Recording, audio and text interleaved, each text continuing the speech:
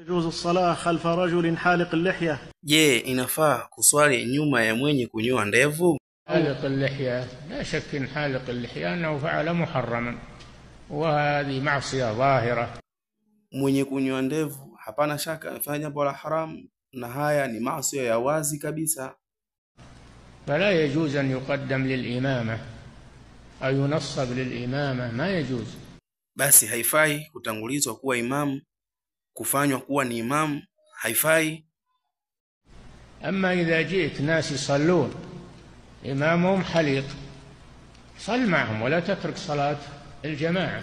Ama ukija watu wanaswali, imamu wao ananyoa ndevu, swali pamoja nao, usiache swala ya jamaa.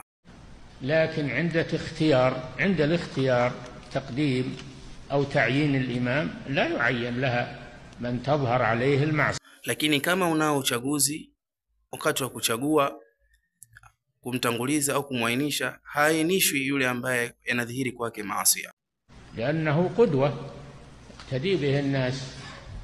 نعم. kwa sababu yeye ni kiigizo, watu wanaiga kwake.